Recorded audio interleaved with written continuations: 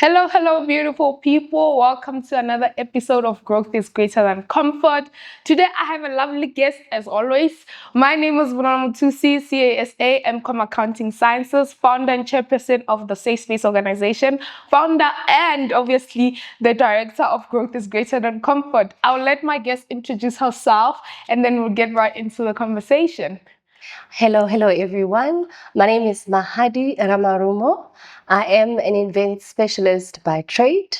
I call myself a creative because unlike Bunolo, I think in color and not in numbers.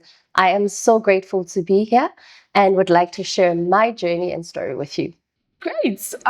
Today's conversation actually started when we met at a speaking engagement where we were obliged or we were invited to speak to learners, students, and empower them and motivate them and talk about our career and our journeys in life. And we realized, oh my God, we can actually collaborate on so many things. So the first collaboration is this episode. The topic for today is, or the title of today's conversation is Empowered Women, Empowered Generations. I think for me, it starts as Bonolo, the little girl, sitting in my room, having vision boards of what I want to achieve and doing everything that I can to stand out. Do you understand? Always being the overachiever, the perfectionist, at some point that broke me. And I think in the breaking, there's beauty as well. I think we are so scared of failure. We are so scared of rebuilding ourselves, but we don't realize that. That shows that we are human and need to evolve as the world evolves. So I think this conversation means a lot. This conversation is to empower the little girls out there, to empower women out there who are doing great things and feel like maybe they are doing too much or they are maybe holding themselves back on how to overcome those challenges. What do you think? Wow, that's a mouthful right there, Manolo. What I think is the same as your principle and the same aspirations that you had as a child, I also had. However, my experience was a bit the other way around. Yeah. I wasn't necessarily the overachiever. I wasn't necessarily always on the spotlight. Actually, growing up as a child, I was told that I'm going to fail at life. But I've always had the fire in me, the passion in me to see beyond what people describe me as. And I decided, no, I'm going to take my own destination into my own hands. And I will let God be the determinant of what becomes of me, which is my reality today. When you tell me I'm going to fail, that's when I go for it because I want to showcase that I do have the ability to do anything I set my mind to.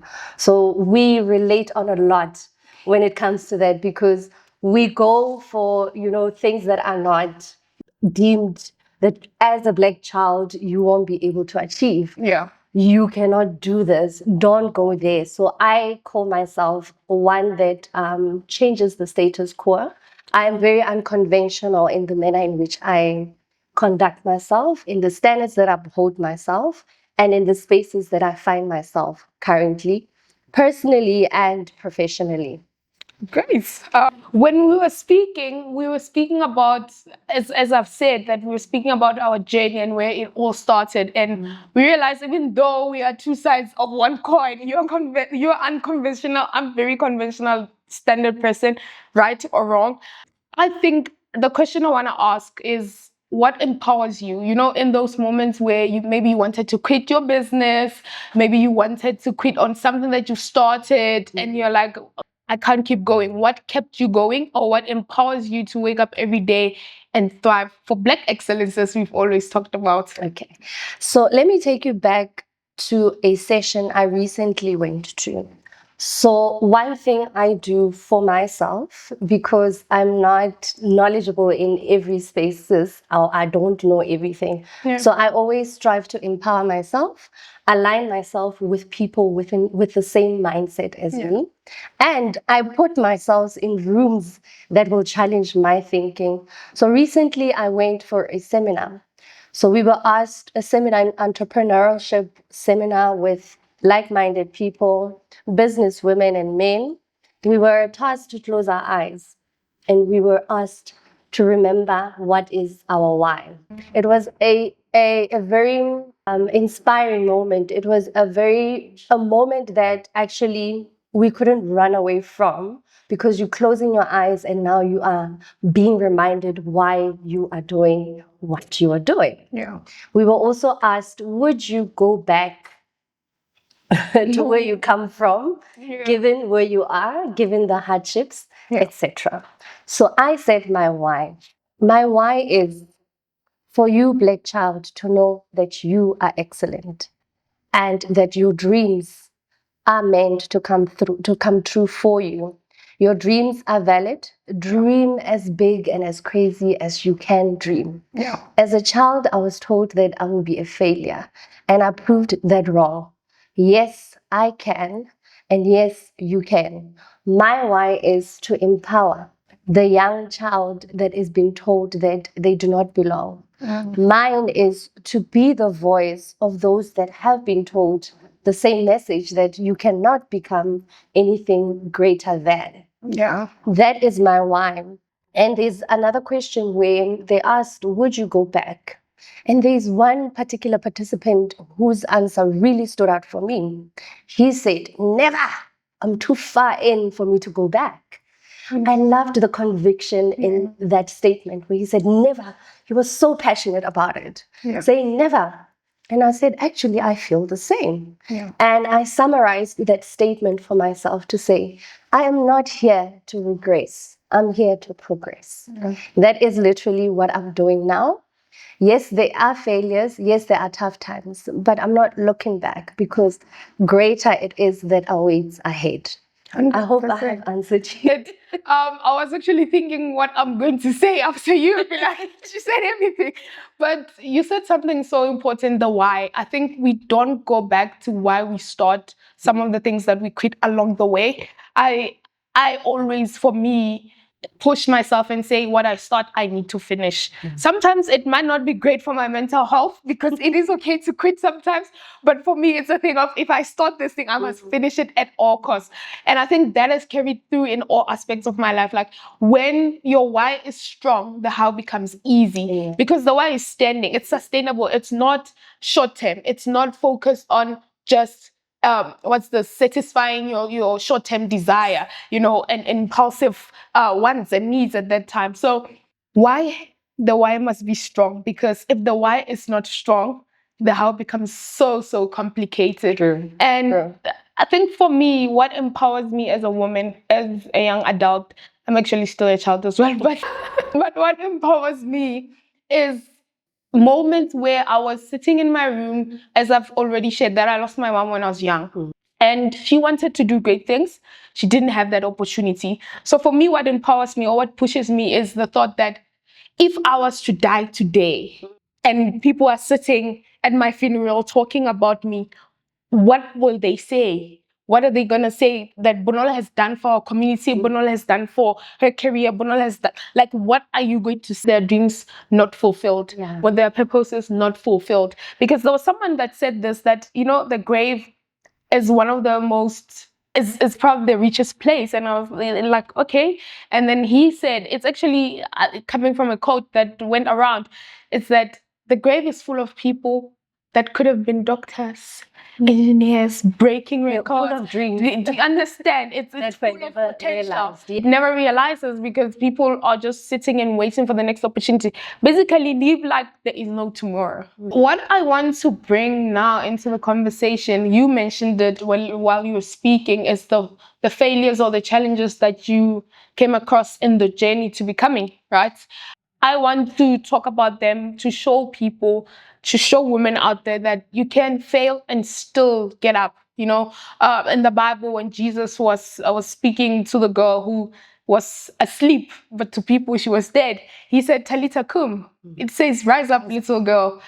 So let's talk about those conversations, because I feel like sometimes in this generation, or not this generation, in the space of life, technological advancements have made it difficult for someone to share about their life authentically, because they are scared of judgments. They're scared of, oh no, you are too raw with it, just polish yourself anyhow, because we show what we want people to see. But let's talk about the behind the scenes of the things that have challenged you, the things that you feel like maybe you want to work on, or have failed at? I don't want to say failed, but let's just call it like this. Okay, thank you. This is a very important question for me, I believe, and for the ladies and gents that are listening.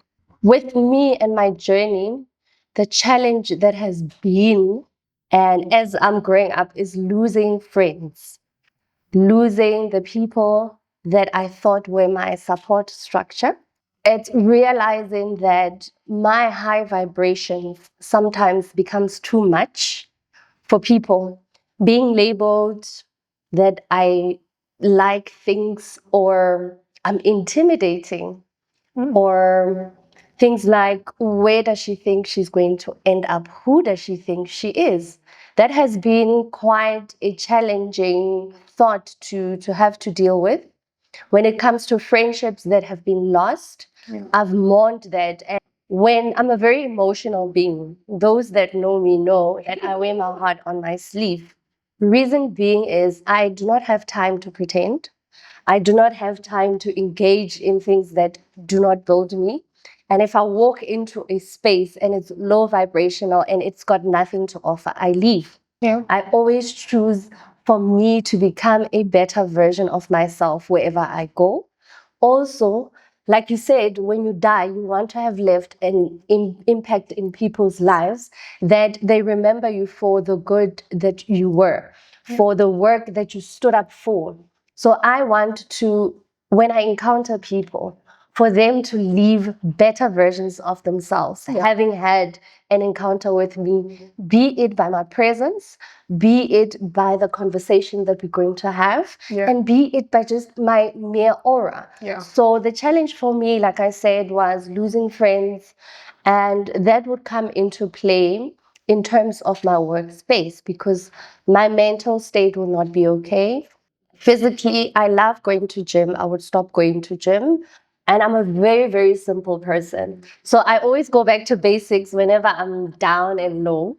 So the basics will be out of the window because I'm challenged with this situation where I'm just wondering, could it be me the problem? Because this is a common thing that's happening to me and not to them. And I have had to encounter people like yourselves, people that are like-minded, to realize, no, you're not the problem. You're just too high vibrational, or you think a tidbit differently than what they do. And people are very comfortable being comfortable in their comfort zones. I do not like comfort zones. And I find myself challenged when I'm sitting with people. It doesn't matter how long the relationship has been for. And but like I said, I do not care to leave if it's not serving my purpose. So I would say that would then be my main challenge, where I feel like I'm walking this journey by myself. I feel like the people that should see that there is light at the end of the tunnel. There is results that comes and shows once you've put in the hard work. And where I have come from, where I started, I'm way better off. And I would have loved for the people that I've grown up with to see where I'm going, to inspire them, to also, spark something in them. Like Oprah Winfrey would always say, I am doing what I'm doing, and it gives the next woman or the next Black child to be, it gives them permission to be whatever it is that they want to be. So that is, I hope I've answered your question in terms of the challenges. That is the main one that I've struggled with. I'm still dealing with it and trying to, make it, trying to understand it better so that I'm able to apply myself better. Yeah, and I think it's an important point because it's one of the biggest challenges we are facing as adults. Adult friendships now are not it. It's crazy. For me, the biggest challenge I have overcome, and I'm still struggling with, like I overcome and then it comes again, like you said, it's a cycle. But what I've realized is the vulnerability. For me, it has taken a while for me to be able to share about my story with anyone and speak to people and build relationships and allow people into my space, because I used to operate like a robot. I'm not gonna lie. Chasing excellence, at times you block out a lot of important things, and then when you crash, you crash so badly. So for me, the biggest challenge is vulnerability, to continuously open up my heart to people, regardless of what I've went through. I always say, like, people do things to you and things happen to you, but you are left with the responsibility, unfortunately, to deal with it in a healthy way. Obviously, the advice is deal with it in a healthy way. And you mentioned high vibrations. I think I always say, if you are not someone who's willing to be a better version of yourself around me, then why am I keeping you? Because you're going to bring me down. It is not speaking from a point of arrogance. I think in our community, when someone has desires or goals, for example, typical, like when I go to my home, my fikeng, and I say, guys, yo, my dream car is a Lamborghini. It's like, oh wow, that's nice. You see in their reaction that actually they don't believe that I can get the Lamborghini, because the limitation, the limited mindset is what I challenge all the time. It's like, okay, why can't you said it? Like, we are those people. If you say women are not allowed here, I'm that girl. I'll be like, I'll go in there. I will show them that I can do this. Do you understand? So I think that is important, to associate yourself with people that speak the same language, that have not the same desires. Oh my gosh, we are not going to have the same desires. We are not going to have the same likes. Like, you might like a specific series and I look at it and I'm like, I don't like it. We are not saying everything should match, but when you are with those people, you feel like they're your safe space. That's how the safe space is built. Like, we need to create a safe space for yourself and other people as well around you. Now, I think empowering women, a lot of women, you've said now that you wish that the people that you studied with will see where you are now, because some of them will know the backstory of where you come from and look at you and say, oh my gosh, she did amazing. You've overachieved so much. But at times, I think we don't have the conversation enough, or we don't reach out enough, or there are no platforms for such conversations to be had, especially in our community, where we sit down as women and face up to each other and say, look, I feel like you messed up here and here along the way. We wait until things are done and out in the open, and then you now say, oh, I warned you about that relationship. Oh, I warned you about that business idea. But did you really? So I want to ask you, what can we do as women to create a safe space for women to flourish, to show the Black excellence, to show that women are powerful? Do you understand? Even in corporate, it's not even about color. It's sometimes just women don't feel empowered, or don't feel the energy, the high vibration from other women in the workspace. Actually, the opposite, like the jealousy, the envy, and all of that. What can we do to change that, to create a safe space for women? So in terms of that, I would say we need to speak up, we need to put up healthy boundaries. I'm learning this new word, that you need to have healthy boundaries. Yeah. I had to take a step back and reflect to self. Yeah.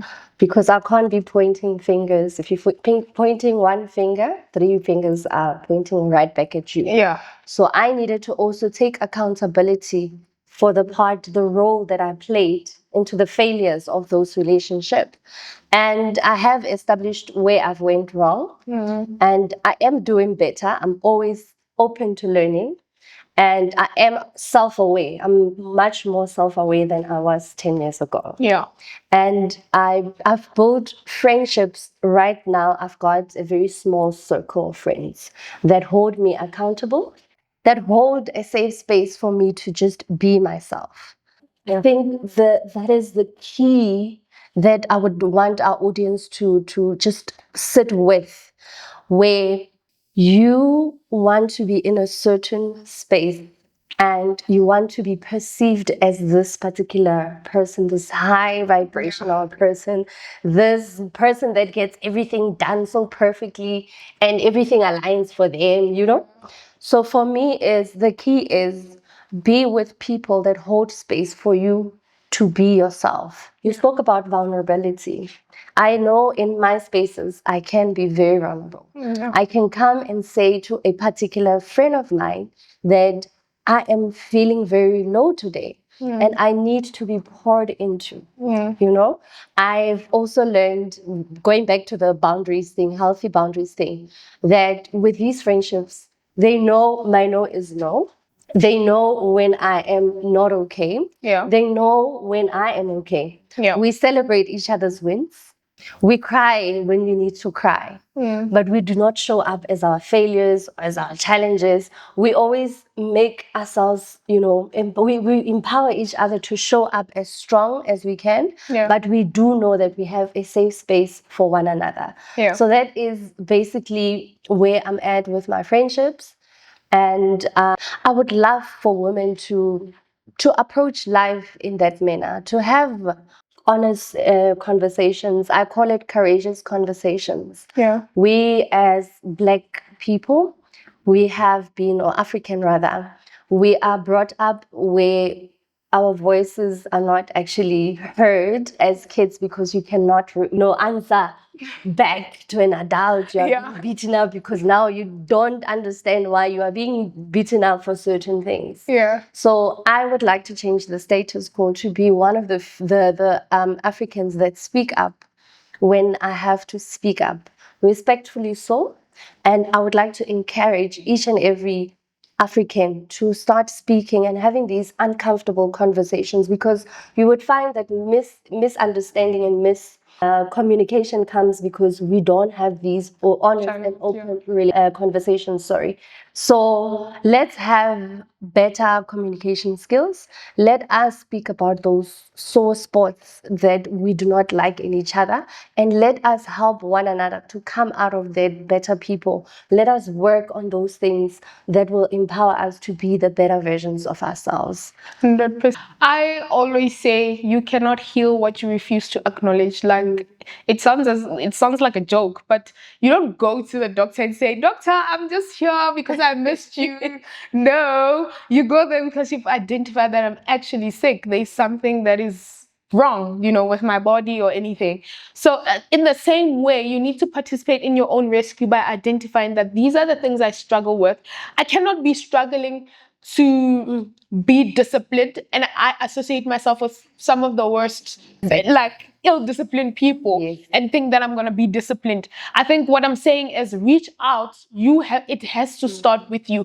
Sometimes in the workspace, for example, or in friendships, I'm going to be a little scared to approach Mahadi and say, look, I feel like maybe here you went wrong. Maybe in this particular relationship, but you are the person who's wrong, and this is it. Because there isn't that space. Like I was saying, what are we doing? What are you doing as an individual to create those platforms, those spaces for you to thrive in excellence, to be excellent in all aspects? I'm not just speaking about career. I'm also speaking about your emotional maturity, because you've seen that certain people who are in managerial or executive positions, you actually look at the person and you're like, no man, your people skills are actually struggling a bit. So I would like to challenge each and every person out there to speak up and say, you know what, I'm struggling with this thing. So in the same way we can spend 1 hour, 2 hours on social media platforms, you can dedicate that to empowering yourself and upskilling yourself and saying, you know what, I am scared of speaking. Every time I have to speak, I have fear. So what can I do about it? It doesn't have to be voila, but you start small. Small steps lead to big results. That's what they say. So for me, you need to challenge yourself first. You can't look at the other person, like you were saying, before you look at yourself. Even scripturally, it speaks like you can't look at another person's sin when you have your own sin to deal with. Start there. The first to cast the stone. Exactly. Do you understand? So my closing remarks on this conversation is that it starts with you, but it doesn't end with you, right? It goes beyond. It goes further. It goes to the next woman. It goes to the next girl, So when you are living in life, empowered women, empowered generations, you have to think about the future person. You have to look at yourself and hold up a mirror and say, okay, in this moment, what am I doing so that I can ensure a better generation, a better future, a better family? For me, I'm working hard at becoming a better version of myself in terms of my emotions, most importantly, because for a while I lived very disconnected from my emotions. So right now I'm working hard or overcoming the traumas, so that I do not pass them or transfer them to my kids. I want them to experience a whole mother. I want to be a present wife, and not bring traumas and cut people who don't deserve to be cut, So yeah, I would like to hear from you. What are your closing remarks? What would you like the people to hear? Thank you so much, Vunolo. So, my parting shot is very related to what you just said, that it doesn't end with you. My belief is that I do not walk alone. My ancestors started this path before I was even born. So, I am here to carry through their legacy. So, I do have a favorite quote from Emma Green that says, "Dream big, dream crazy, but remember that you have to do the job." The work has to be done by yourself. Yes, it's good to dream in color, in pinks, in whatever, but at the end of the day, you're the one that needs to put in the work. So thank you so much for having me. And this was a great conversation. I hope it helps anyone listening and the viewers there. For joining me. I appreciate you having this conversation with me. And we would like to hear from you guys at home. We want to hear what you're thinking about the conversation. And most importantly, please subscribe so that you can hear more conversations like this. And yeah, see you next time. Thank you.